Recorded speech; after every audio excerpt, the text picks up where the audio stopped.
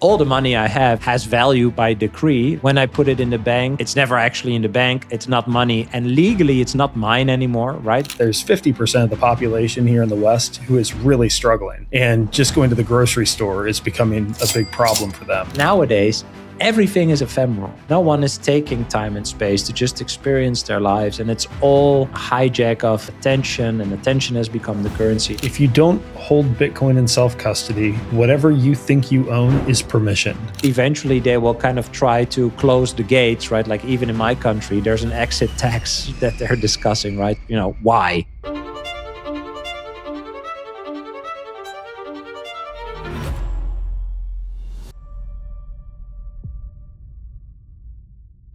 Today on the show, I have Bram Kanstein.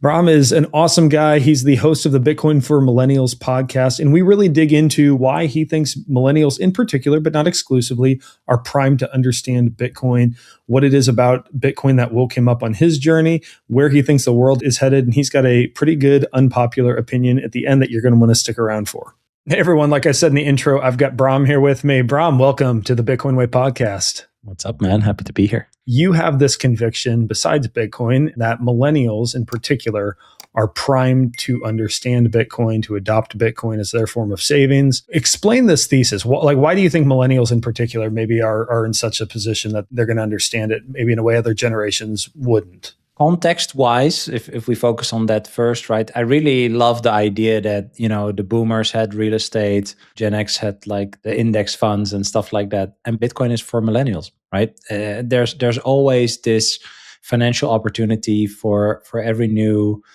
generation. And I think Bitcoin is that.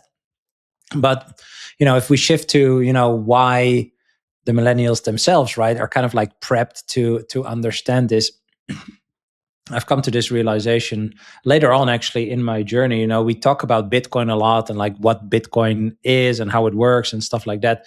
But the reason of existence is way more important, right? I also think that, if you understand that you actually have a problem today, which even manifests further into the future, when you think about pensions and retirement, stuff like that, you only take action when you actually understand what is happening. And I think, although it is difficult to understand what is happening, we kind of talked about that off mic, right? Like, for example, millennials grew up, I always say, right, in the best time to ever grow up of probably any person that has been alive, right? There was always, especially from the Western world, right? I mean, this is my experience and point of view. Like, it was chill. There was always protection. There was water and food. There was entertainment, right? There's all this new stuff like technology coming up.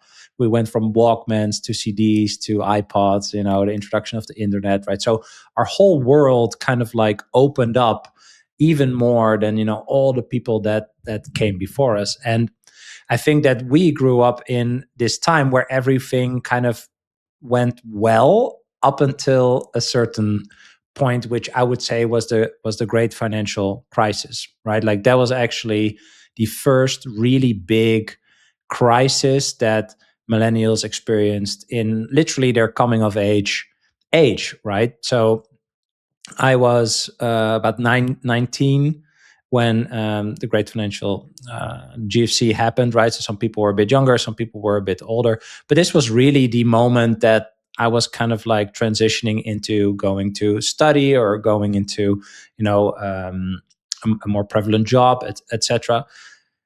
And after that, it kind of didn't really stop, like all the crises, right? And, even before, we had 9/11 that we saw, the biggest terrorist attack of our lifetime, right? And the consequential wars where a lot of like countries got dragged into. So I think very slowly this idea of a very high trust and having a very positive outlook toward the future based on our upbringing, right, and everything that happened with regard to technology kind of started to erode. And I think currently the millennials are in an age range, right, where they make very big life decisions, right? Like, where do I live? What kind of job do do I do, right? Like, what kind of career am I going to follow? Like, who am I going to settle with? Can I actually find someone to settle with? Am I going to have children, right? Like, all these kind of like, I don't want to say grown up things, right? But you're in the phase of your life where you are actually deciding on these very big decisions. And I think the realization that many millennials have had is that the path that we partially experienced, but also the path that has been sold to us or told to us, right, by our parents and the people that came before us, doesn't really exist anymore. And we are at this moment in time, age wise, where a lot of people would have expected to be in a certain place, and they realize that they are not, whether it's debating if they should have children, or just being able to move somewhere and actually buy a home, right? There's a lot of housing shortages and stuff like that.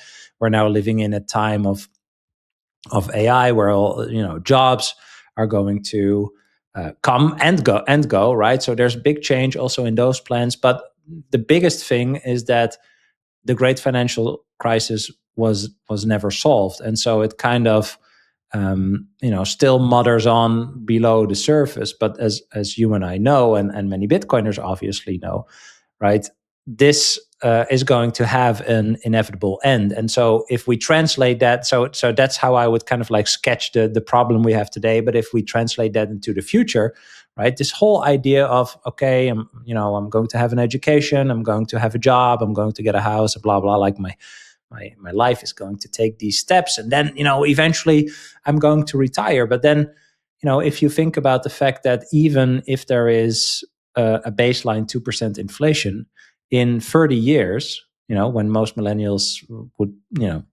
retire supposedly, the currency you're using has lost 50% of its purchasing power. And it seems like everyone would be aware of that, which in practice is not really the case, right? In general, retirement's boring, etc. But again, in this time that we live in now, we also see that this debasement is accelerating. When we look at the US and all the debt and stuff like that, we are in a time where the debasement is going to accelerate. So your future, by definition, is going to be more and more uncertain. And so this is kind of how, and so you have to do something about that today, would be my call to action, right? And I think, that is the problem, or kind of like the thing that we run into as millennials.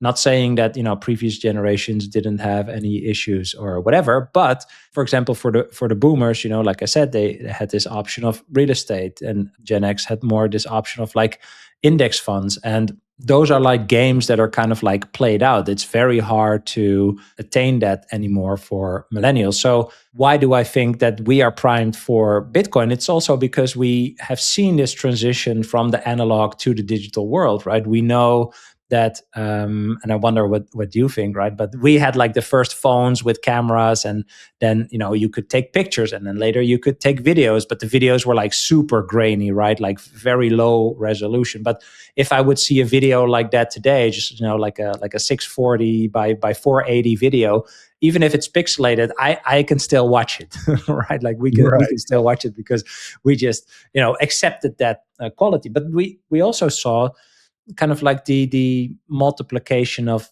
information. I remember we had a phone book at home, right? And then when we had internet, the phone book disappeared, and you could find like all the numbers on the internet. Through the internet, I was able to get music. I was on Napster and Kazaa, and I had like this software that I got from America, right? And like you really experienced that there was, to some degree, a certain type of abundance that was given to you, because you could basically travel anywhere in the world digitally, right? Learn anything that you would want, get any information that you would want. So for me, growing up in a village with like 1,000 people, I really felt like I was able to escape that. And I think many millennials have a similar experience, as in that they have seen that what the digital age brings is an abundance in information, but it also gives and that by itself is also, I think, the problem. Like today, there's nothing really valuable that is digital that is actually abundant, right? If everything can be copied infinitely, then it's not really valuable. So I really think, although it's hard to grasp what Bitcoin actually brings as this digital scarcity, that once you understand that you have a problem today of infinite fiat monetary debasement, because uh, literally the amounts, like the units of this currency can be created infinitely, the idea or the concept of an absolutely finite digital financial asset is something that is very compelling, and I think also understandable by millennials why that is actually a very profound type of discovery or innovation. I think those are really good points. I remember an analogy I would hear Preston Pysh use was that the contractions are getting closer together. So I think the world's been a mess for a long time. And I think every generation would say, well, we had, Vietnam and the oil Yeah, of course. embargo. Yeah. You go back and everyone's got their things. It feels like the gap of time between some of the very big events that we've had, it's condensing. And so you've got .com, Y2K, 9/11, great financial crisis, COVID. Now we've got war in Iran 6 years later. And in between, there were a lot of these micro events too, right? Like in the US in particular, I know we have things like, I don't know if you were watching the news on like the Somali daycare centers in Minnesota, where just absolute corruption, scam, money being thrown away. But it's like you've got all of those little things intermixed with these really big events happening in tight succession. The interesting thing about being a millennial, because I'm 36, is we grew up to some degree benefiting from the abundance that the boomers experienced, right? Like growing up in the 90s was awesome. And it was a relatively good, until like Y2K and all of that, 9/11, it was a great childhood. We benefited from the fiat system in the same way that the boomers benefited from the fiat system for 50 years, right? But now we see these fractures, we see the cracks. And I want to get to, because my real curiosity is what's holding millennials back from getting Bitcoin. We were talking offline about personality types, levels of curiosity. I think that really does weigh into it. I think curious people are going to figure out Bitcoin more quickly. But even as millennials look at their lives and they can't afford a house, they're postponing having kids, they don't feel like they're not going to get married. Or they're going to wait longer. What is it that's preventing them from seeking out a solution? Like we've been at this for a little while now. What's stopping most people? Yeah, well, again, for context, from a Western point of view, right? Because that is my experience. It was so chill and so nice, and we were coasting so blissfully, right? That we cannot imagine that we are living in a time where there's actually huge change going on, right? And I think it was similar. Someone told me, right, like think about people that lived in the Second World War, right? Do you think that they were aware of the fact that they were part of something that significantly changed, the future and became a big part of history? Probably not. But the difference with us is that we have access to this abundance of information that can actually help us to understand where we kind of are in this point in time, right? And so I think the biggest reconciliation or acceptance of reality is that although we grew up coasting and chill and high trust and everything just worked, that is not what the future looks like, right? And I don't want to be a doomer. Like, I don't think this is a nice realization either. But I do think it is the reality. It is also so that we are now at an age that we can say, well, 20 years ago, when we were 16, 17, 18, 19, the world fundamentally looked different, or at least our perception of our experience of our life. Everyone I tell this to is like, yeah, that's correct. Like, I'm seeing that honestly, 20 years ago, stuff was better. And the fact that we can actually identify that and that we also have data to back that up, right? And then some people say, well, there's less, childbirth deaths and stuff like that. I mean, all that stuff is true. But I think fundamentally, we see kind of a degradation in quality of life, basically. But once you understand that if a money is corrupted and it's being debased constantly, it's losing its value constantly, and therefore constantly changing the incentives for people to do something with their money, you can also kind of see why, our whole world went from, having a certain type of attention, right? I spend a lot of time in the woods and playing outside and all that stuff. And I also spend a lot of time, just watching, videotapes and stuff like that. But like nowadays, everything is ephemeral, right? Like no one is taking time and space to just experience their lives, and it's all a hijack of attention, and attention has become the currency, etc. And it's all because, and maybe this is a big step for some people, right? But the degradation of the money is just accelerating. So the nihilism, the ephemeralness, all these fleeting things, in my opinion, are downstream from the degradation of the money. And why is that, right? It's because, well, if you and I make an agreement of a value exchange, you have a value proposition, and that is something that I want, and I agree to pay the price that you ask, and we shake hands, then, using our free will, basically, we agreed that, the exchange of whatever the value is that you propose versus the reward in amount of units in euros or dollars is acceptable for you and for me, right? So we basically price the value that you propose. And when we shake hands, we are, it's super equal. And then when you deliver your value and I pay you, I'm using a money that, at that point in time when I give it to you, it has the same value, but tomorrow it's already worth a little bit less. And that is by design. But if that debasement is accelerating, your motivation to actually spend it faster than you maybe want to, because you have certain wants or needs or desires, whatever you have and whatever you want to do in your life, it is also degrading those things, because once you understand or feel that all the money you have today is worth less tomorrow, you are not incentivized to save. But saving is, for example, something that you learned when you were younger, right? Saving is good. You should be saving, etc., etc., etc. And that is kind of like one example of something that we were taught that just fundamentally doesn't work today anymore. And I think that, once you kind of start peeling that onion away, or start trying to figure out, okay, but why is that the case? Maybe there's a purpose, right? There's people on TV that say, like, well, if the money if there's 2% inflation every year, we motivate people to buy stuff, right? And that's when our economy grows. But then when you look at how, the world changed, or your life changed in 20 years, and you also believe, the initial concept of the future will be better, right? Our whole goal is to make a better future for our children. If that is not happening, then these different narratives that you grew up with or thought were true, or things that you thought you should follow, eventually turn out to either be not true or not working.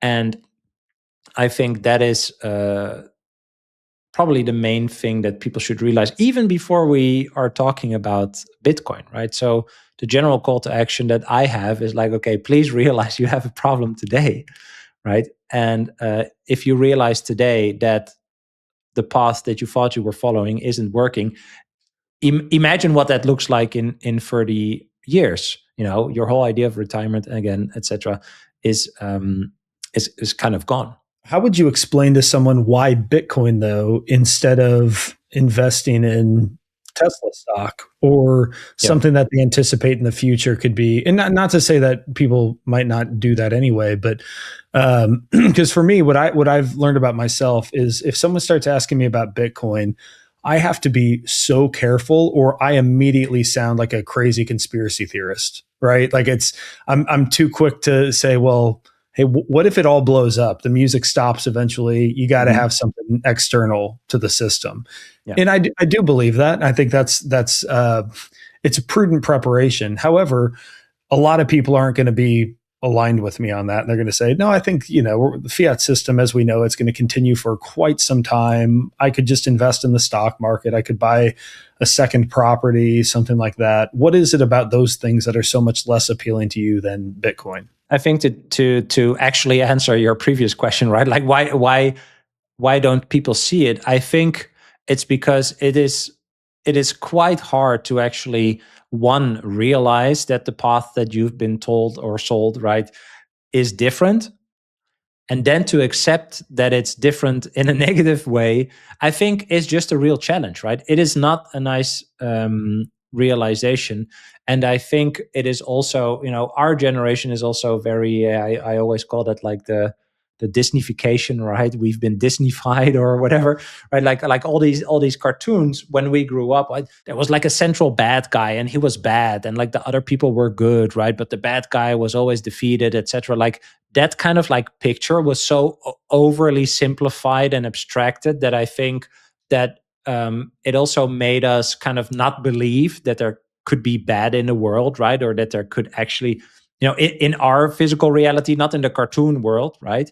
But in our physical reality, that it's kind of a way to prevent people from actually waking up to the fact that it is very logical that when certain incentives exist, right? And maybe you agree or not, right? Like I'll share this. I once listened to a Joe Rogan podcast. I don't know who he was talking to, and they were talking about this interview with Madeleine Albright during like I think it's the first Iraq War or the second. Doesn't really matter.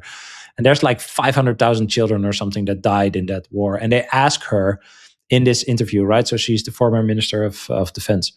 Do you think the killing of these, 500, the deaths of these 500,000 children was justified? And then she says something like, according to our calculations, it was justified or something. Like just a fucking horrible answer.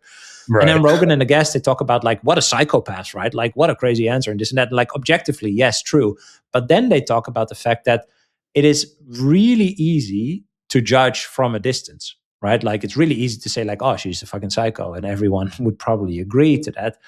But you also have to be honest to the fact that maybe if you were in her position or any position in like a bigger kind of like system and you are just, doing your job, like maybe this sounds too ignorant or, but the point is, if you are placed in a position where you could use or abuse a system for your own individual benefit, you would probably do it. Willfully or not, like right, like consciously or not, you would probably just do it for your own prosperity, right? If you and I are somewhere, I'd rather for you to die than me to die because I care about myself more than I care about you. It's very basic, right? Absolutely. And so we've been kind of we've been conditioned to imagine. I think maybe where you're like going. It's not true that it doesn't exist.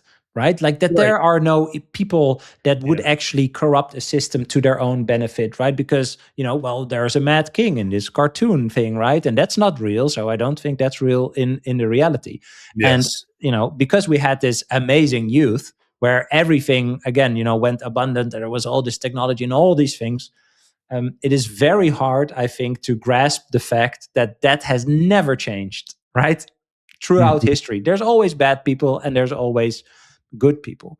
But once you start going down this money path, right? Like the what is money path, I think it's only then when you can actually get to the kind of like forks in the road where you have to decide, okay, so if you and I can make a free agreement on the price that I want to pay for the thing that you offer, but then there's this third party that actually influences the value of the reward I'm giving you, therefore not only changing your incentive to deliver the value that you promised to me at that level, but also your incentive on how you would use that money the day after, right? Because if all your money today is worth the most today, you're not really incentivized to be a builder, right? So if you have a company and you want to make that, the best company that ever existed, you need money, you need capital, you need a pool of money, and you need time and space to actually prove that you are the best at whatever you do. But if you are incentivized to, instead of saving and building and spending that consciously, etc.,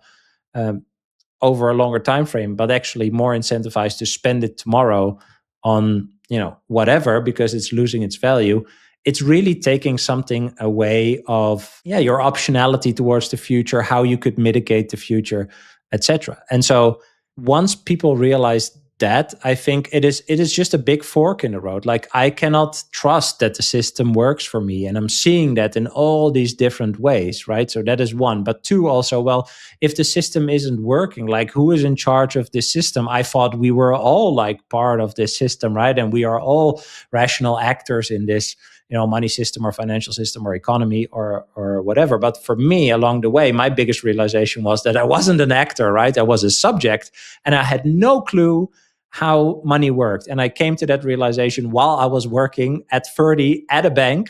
I was already into Bitcoin. And then I had a colleague tell me, did you know the money in the bank is not yours? And I just remember we had a conversation afterwards. He explained fractional reserve banking. And I remember walking away just feeling like an idiot, but also realizing that I was at this crossroads, right? Like it was something that I literally couldn't unsee anymore. And I think this is what is holding a lot of people back, is accepting that, again, whatever you've been told or sold just is not true. It's fundamentally not true. It's not working. Your future is going to be different, right? Those are all not nice realizations, I know. But you have two options, right? And this is literally red pill, blue pill. It is, okay, I'm going to stay ignorant and just, accept that other people know better than me, basically control my life. Or I'm going to take the hard way. I'm going to take the red pill and just accept that, there's always good and bad. There's always, positive incentives, negative incentives. There's always people that think more for themselves than they would think for me, logically, right? And I'm going to accept that is a fact. I'm going to accept that is different than how I saw my life, my path, my future. That is fucked up. But I'm going to accept that, and I'm going to go on this journey to figure out how to mitigate, to understand what is going on and how to mitigate for myself, for my family, etc. Right? And so then, okay, why Bitcoin? Well, if you go down the what is money path, you slowly or quickly realize that it's all a centrally organized game, right? You have been sold the value of money, or the fact that we use money, where for most people their education probably came from when they were 6-7 years old. They got some coins and bills, they went to a store, got a lollipop, and okay, apparently this is money. Some people go to school, they study economics, finance. I've talked to multiple people with double masters in economics, and they all said, we've never learned what money actually is during this entire study. No philosophical discussion whatsoever around, what is money? How should it work? Where does it come from? All these things. And so if these people don't know, how would a random pleb figure that out, right? So once you realize that everything that you've been spending your time and energy on, was for a reward that other people can just create without doing anything, if that doesn't bother you, then I don't really know what to say. It really bothered me, right? But if you get to the point where it really bothers you, that's when you go further down this path of learning, okay, well, if this exists, why is that, right? Like what is the purpose? And I think eventually the essence of the purpose is that it is control over you, and you get certain options to mitigate, right, to invest, etc. And then, very simply, I think if you eventually put all these things next to each other, all the things that you could use to mitigate basically the loss of your purchasing power, right, the debasement of the reward that you're getting by applying your intellect and your with energy in your time, you can come to, saving. You're losing purchasing power, so that's one. You can get to stocks, but stocks are something that you never truly own, right? Like there's something called the DTCC. They're basically the clearinghouse. They legally own all the stocks, right? So the stock you see in your stock broker app, that's why it's called a broker, right, is an abstraction of the actual thing. It's just a database entry. So, and then you could talk about gold and blah, blah, blah. So eventually, I think that based on the characteristics of Bitcoin, you want to get outside of this system that has basically created this paradigm in which you are a subject rather than a player, right? Or a pawn rather than a player. So anything that you can do, from the money to buying stocks to buying real estate, right? It's all by permission of someone else, right? You own some sort of abstraction, or you own it by permission, right? So even when you pay off your house, you still have to pay property taxes. If you don't pay property taxes, eventually, right, this is a long road, someone with a gun comes to the door and says, we're going to take it away. Not even to mention, the whole idea of mortgages and stuff like that. But I think there's a lot to talk about the characteristics, but the essence for me is, and this is what I learned for myself when it really clicked for me, is you want to go outside of this, because this whole money system is interconnected, right? All financial advisors advise you to do like a 60-40 portfolio, right? Stocks and bonds. But what are bonds? You're buying the debt of your country and you're getting some sort of nominal return.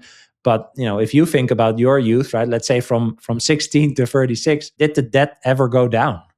Right? It probably tripled in your in that time, right? So all these things are all interconnected to keep this fiat money system alive, which is it is fundamentally flawed because it has to lose its power in order for it to stay existing, right?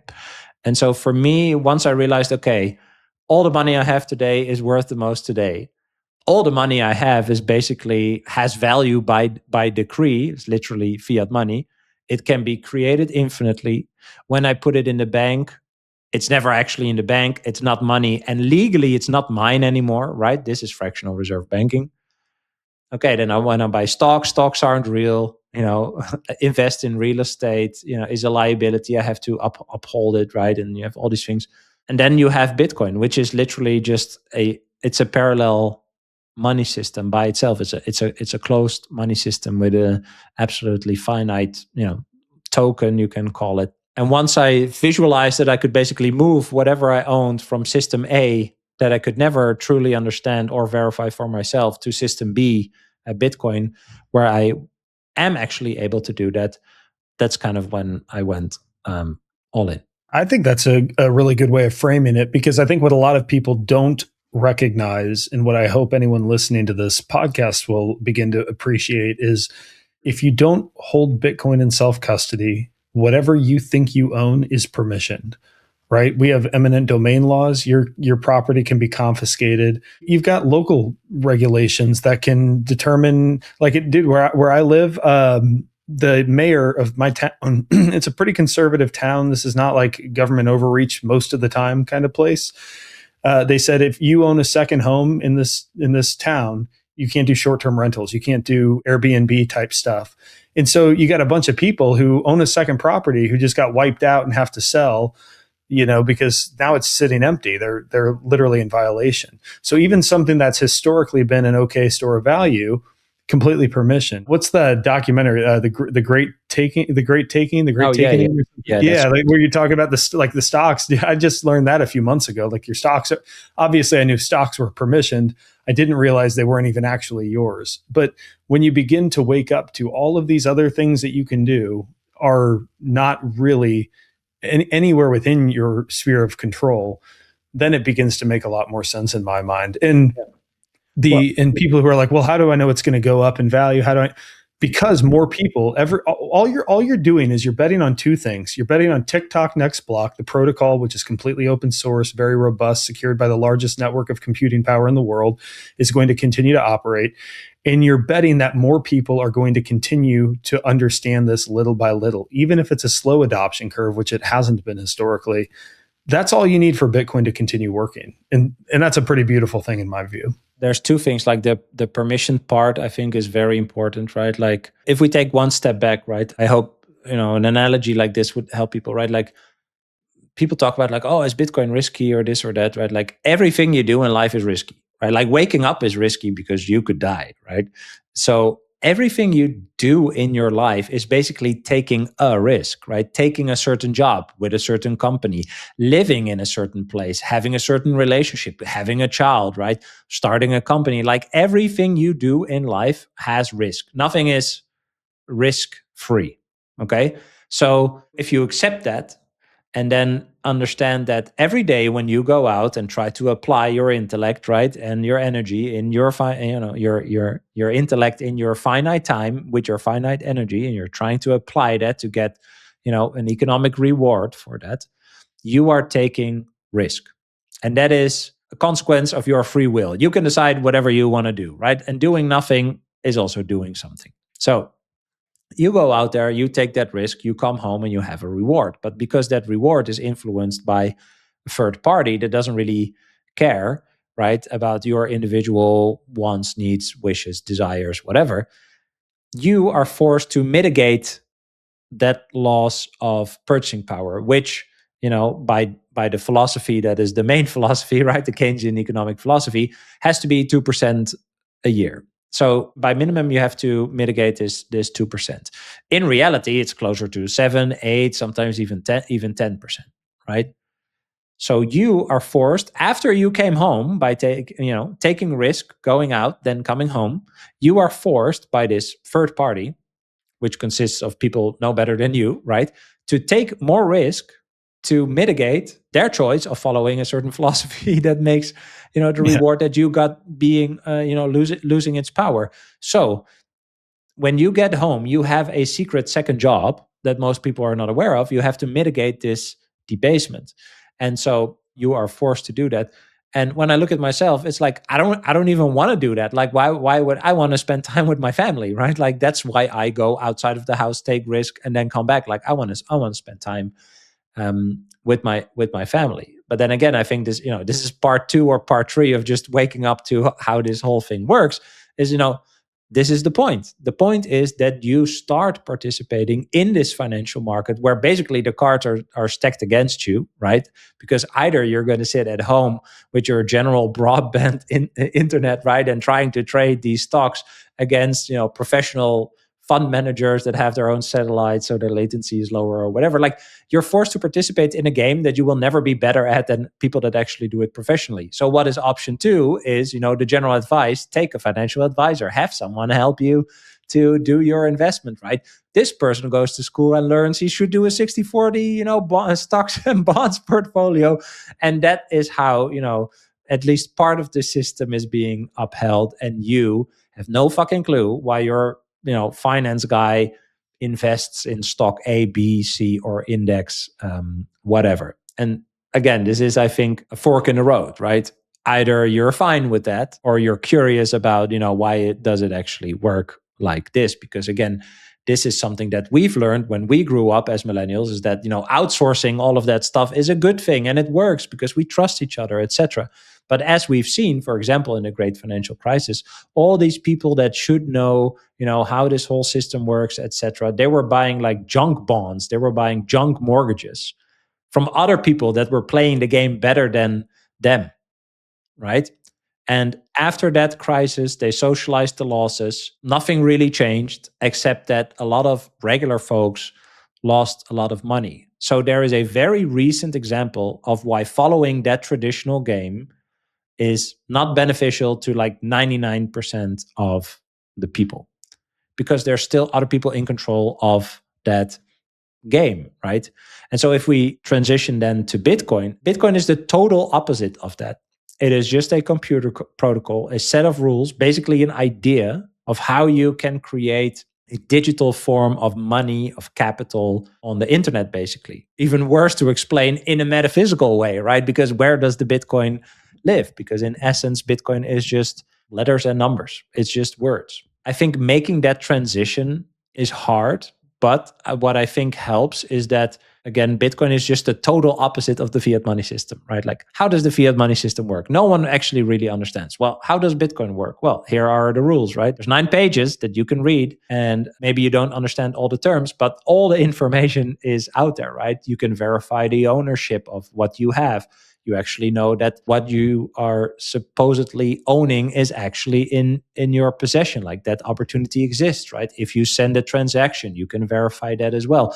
There's no middleman that you need. And so once you start peeling that away, you're starting to see that at least the idea is very profound and very different and very much the opposite of everything that we've had to follow for all of our lives. And that system that we've had to follow for all of our lives eventually is not working for us. That is, what we discussed before. So I think there's a little circle, and we walked in a circle, right? But I think it's very important for people to understand, even before they get more into Bitcoin, that like I said, there is something that is a problem for you today, whether you want to accept it or not, right? Like, again, I also don't really like this realization, right? Yeah. But I think that is the essence, at least for me. The other thing that Bitcoin has really done for me is it's just simplified my life. I'm, several thousand hours into studying Bitcoin. And so I'm at a different place than someone who might be listening to this sort of conversation for the first time, or they're early in their journey. So for me, it is a big middle finger to the system that I don't particularly like. And by the way, the system that my parents benefited from, that to some degree because they benefited from it, I've benefited from it. I understand all of that, but I also am. I've grown empathetic enough the more I've learned to realize that there's 50% of the population here in the West who is really struggling. And just going to the grocery store is becoming a big problem for them.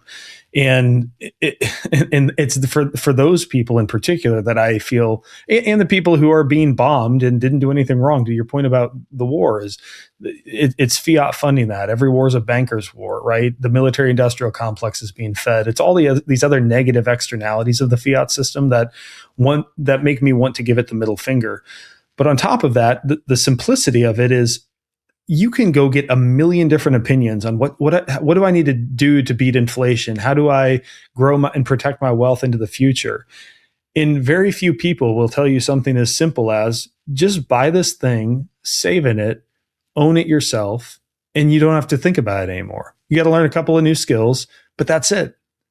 Everything else is a moving target, right? It's like, well, Tesla went up, and so, sell now and, capture some of those gains. And then we've got all of this complicated tax loss harvesting we do when the market's down. And it's like, you can go play that game, but no one's going to do it perfectly. And it's all permissioned. And it's all of the things that you've described that I think are problematic. Bitcoin just eliminates all of that complexity. Well, and the point is also, well, if you want to play the stocks game and if you want to play that game, that's of course totally fine, right? But it's all about understanding the risk. I mean, what do you think happens if Elon dies in his sleep, right, and doesn't wake up tomorrow?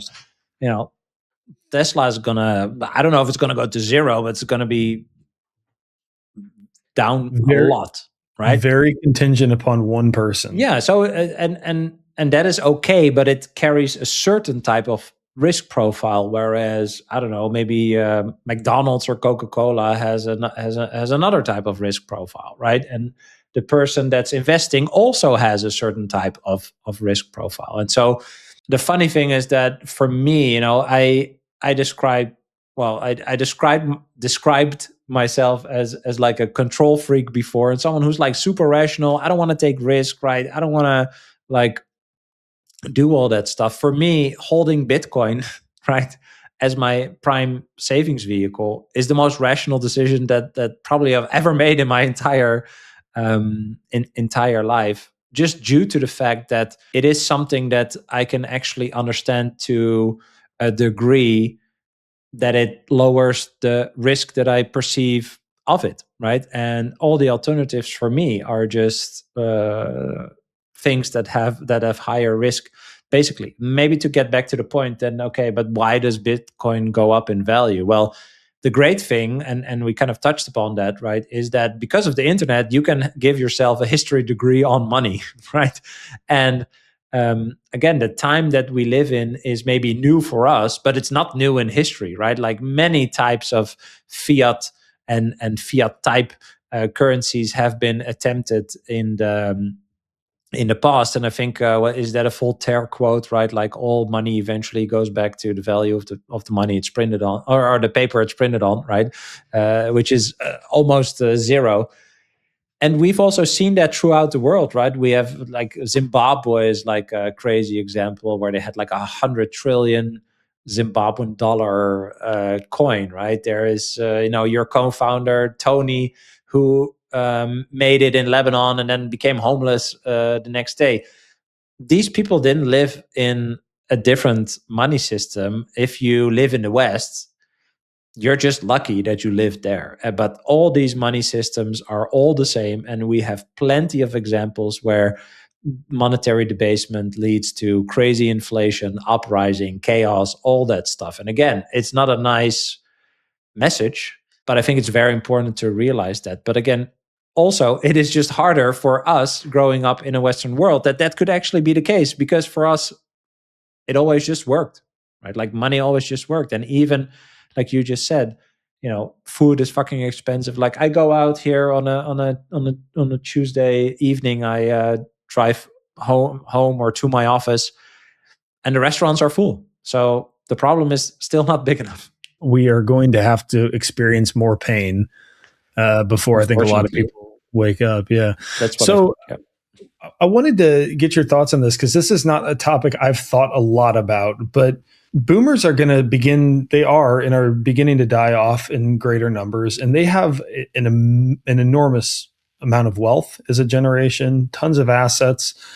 What do you think happens as those assets begin to change hands? And we probably are going to see more and more millennials inherit, I mean, second, third, fourth homes that their parents bought or whatever, or they're just going to be handed, large sums of cash. What do you anticipate the world looking like as this sort of migration into a new generation of wealth begins? Well, that's a great question because I've talked about this with several people. Also, I remember a conversation with Wyatt O'Rourke, who is also an advisor for high net worth individuals and like a financial planner. And he actually said, and I don't necessarily agree, but maybe I don't know enough about it, but he said, I don't think the great wealth transfer exists because all the countries in which this would take place all have huge debts, right?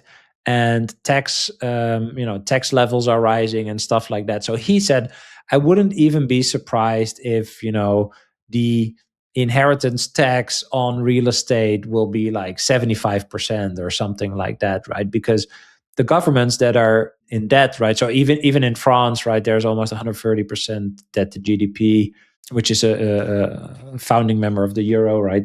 They need the money, right? At least nominally, they need the money, so they can either print it, right? I love.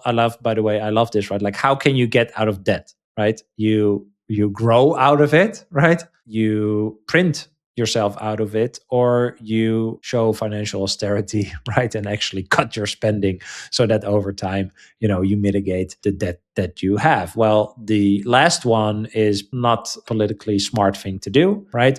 Growing your way out of it, it's something that we talked about, right? Well, if you want to motivate people to innovate, you kind of get into this weird loop where you want people to basically take more risk, right? Like innovation takes more than general risk in entrepreneurship, for example, but for a reward that's losing its value faster and faster, right? So kind of like the only option that these countries have is to print their way out of the debt, which is also something that I learned along the way, just the meaning of the term nominal, right? So if you have a nominal debt to me of $1 million and I can, take 30 years to pay you back, let's say 1.1 million, then the units of the money that I use to pay you back, 20 years into the future, 25, 30 years into the future, they have lost their purchasing power, but nominally I have paid you back, the debt I had plus interest.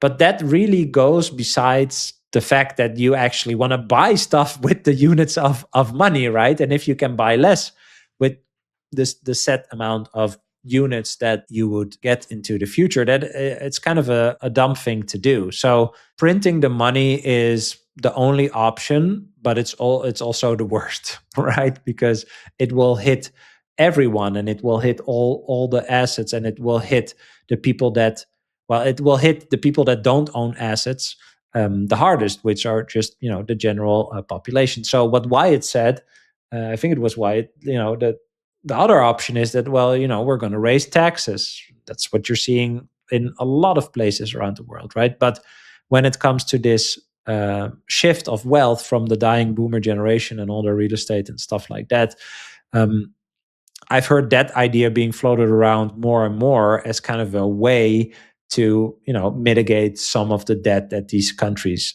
have. And there's even people that are these kind of like Keynesian MMT type people that are proponents of that. But then again, you have to ask yourself the question, like, am I okay with a central group of people that just decides that this is the best thing to do to fix their fundamentally flawed money system?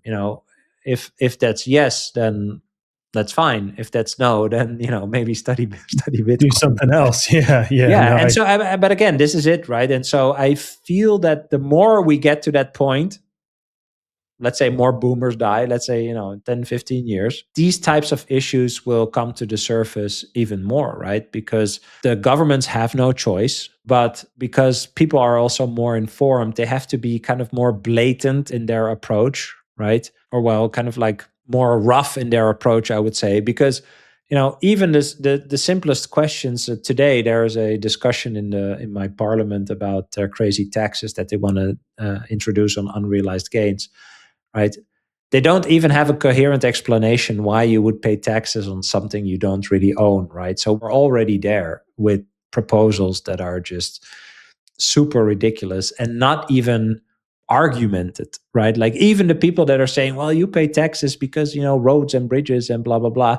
That was also in the news in my country today. There's a 38 billion euro budget that is needed to fix all the roads and the bridges, for example. So it's not being spent on roads and bridges. I think maybe the broader point that I think we've made here is if you begin to just zoom out in a way that most people probably haven't yet, and just assess the way things work as you can perceive them, because the fiat system is way more complicated than people realize. I mean, even myself, someone who understands sort of conceptually how the Federal Reserve works, and it's way more convoluted than that. I think that alone would bring a lot of people at least to studying Bitcoin, because you want something that you can anchor yourself to, that you can wrap your head around and comprehend what exactly it is that you're tethering yourself to. And you really just can't do that with the fiat system. So speaking of zooming out, where is the world headed in terms of a monetary system? Are you a hyper Bitcoinization person? Bitcoin's the base layer of money. Fiat collapses. The US dollar hyperinflates. Are you that guy? Or are you like, this is going to take a long time and fiat and Bitcoin are going to be these parallel economies somewhere in the middle? What do you think is going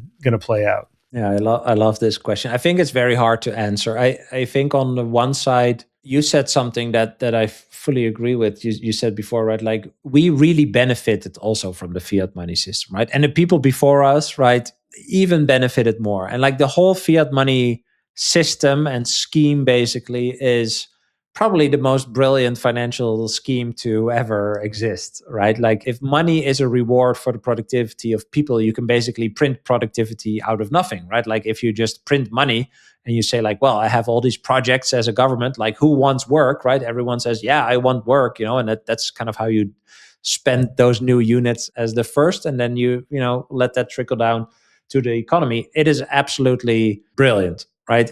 I also love the question, if they can print the money infinitely, why do you even pay taxes? Those are these little things that could wake you up or not, right? But I think the why question is very important. Like, why does it work like this? Why am I participating? Like, what is the benefit for me? So we definitely benefited from the fiat money system. And again, it's a brilliant scheme, right? And then going to the petrodollar, buying what is supposedly a scarce energy resource, right, with infinitely creatable money is brilliant, right? And then exporting the inflation all around the world, it is just the most brilliant scheme ever. And they've been kicking this can down the road, right? Like basically paying new obligations to new debt or to old debt with new debt, etc., while convincing the world that a 60-40 portfolio with US treasuries, etc., is the best thing that you can do. But we're moving towards this phase where more and more people and countries are realizing that this is a very brilliant scam, right? And so what is the US doing? I think they actually found an extra option that, next to like growing, printing, etc., although I think they're going to print. It's like, okay, this crypto thing came along. Let's adopt stablecoins. Everyone knows what a dollar is, right? Let's make a digital dollar, like a stablecoin equivalent. But let's connect that to the treasury. So anyone can issue a stablecoin dollar as long as they buy treasuries, which actually helps them kick the can down the road even further, right? Again, I would say a brilliant way. So I think for America, that is kind of the focus, right? I don't know what it's going to look like in the rest of the world. For example, in Europe, I think the central banks are more pro CBDC, etc., which you could say a stablecoin is somewhat of a CBDC, but this is really like differently designed as a CBDC. So they're going to implement a lot of new policies and instruments and products and whatever to try to keep this fiat money system from imploding basically. Because why does Bitcoin go up? Well, if it's the scarcest financial asset in the world, and more people realize that that is then also the safest place to basically sell your fiat money for that's being debased, that has also happened in the past, right? Like people move to a better money. And so that's what's going to happen now as well. But I think eventually they will kind of try to close the gates, right? Like even in my country, there's an exit tax that they're discussing, right? So if I don't want to live in this country anymore and I move somewhere else, I still have to pay taxes because, why, right? Like it's not really clear why I would still have to pay taxes if I'm not happy enough to live there anymore. So I feel, and I don't think a lot of people are talking about this, but this is really going to be a time of like a monetary war, not only between countries or between blocks or a multipolar decentralized world, whatever, but also for citizens. Like I think the financial repression is gonna ramp up because there aren't just that many options for governments to attempt to stay in control. So I think this is either going to take some time, like I think in the US. In Europe, I'm not really sure. In the rest of the world, I'm not really sure. But everyone has these similar issues. In the past days, we've seen a lot of like bond yields like really go up, right? Some people say like, oh, this is a bond crisis coming, etc. That will affect the entire world. Well, if you think that is a plausible scenario, then what you want to own is something that is outside of that system, right? And that is also gold. If you want to own gold, you can own gold, but we're living in 2026 in a digital age, and you cannot take gold anywhere in the world in your own custody, right? So I think it's Bitcoin that you can use to basically prep for that scenario. And then I think it's really hard to predict what will happen afterward, right? So if the crisis is big enough, I think more and more people will realize that they need some sort of asset outside of this system. I think people will start working for Bitcoin outside of this system. But I also think we're going to see Christine Lagarde, right, the head of the ECB, go on TV after the euro plummeted to like 90% of its original value and say like, it's people like these Bitcoiners that made, the trust in our currency disappear, etc.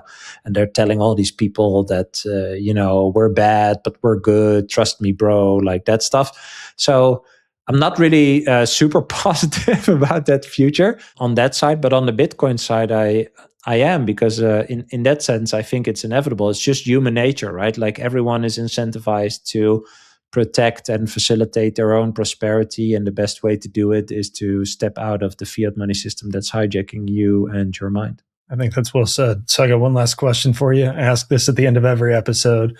What is an unpopular opinion that you have? You get bonus points if you offend some Bitcoiners with it. Oh, that's a good question. I asked this also to people, like, what's a spicy take that not many people agree? Although I would want to, I don't think Bitcoin is for everyone. I think anyone can adopt it, but I think we'll never really get past, I don't know, like 30% adoption or whatever. I think that's probably enough to actually change the world, right? Like if capital eventually concentrates to people that, are able to build stuff, I think that is a very interesting idea of the future, which is positive in my opinion. But unfortunately, there are many people that don't want to be in charge. They just want to follow, and they will always be subject to people that will take advantage of their ignorance. Again, unfortunately, I don't think the best money to ever exist will wake up other people like it woke us up. And that's a pity. It's a good hot take, man. All righty. Bram, thank you so much for your time, man. Why don't you give a handoff, tell people where they can find you, get a hold of your content, anything else you got for them? Sure, yeah. So I'm mostly active on X. People can follow me there at Bramk, Bramk. Same handle on YouTube. If you search for my name or Bitcoin for Millennials on YouTube or Spotify or Apple, you can find my videos and podcast. Awesome, man. Dude, thank you so much for your time. It's been a blast, and look forward to staying in touch with you as we go about our partnership, and look forward to seeing you in Prague as well. Likewise, man. Thank you. All right. Cheers, man. And that's a wrap again. Hope you enjoyed my conversation with Bram. Go check out his podcast. Go follow him on X. He's a great follow, lots of insightful commentary. And of course, if you need help moving your Bitcoin into proper 100% self-custody, go to thebitcoinway.com/podcast. You can schedule a free 30-minute introductory call with a member of our team. We also help with personal cybersecurity, setting up privacy phones. We have a Plan B residency option in Panama. Again, it's thebitcoinway.com/podcast. Everything you need to live a self-sovereign life. Go follow us on X at @thebitcoinway_. I'm there as well at the other M Jordan. And do me a favor, give this video a like, subscribe to the channel. Make sure you're subscribed to the channel. Leave a comment. Anything you can do to feed the algorithm, we would really, really appreciate that. And until next time, stay safe, stay sovereign, and remember the yield on Bitcoin is freedom.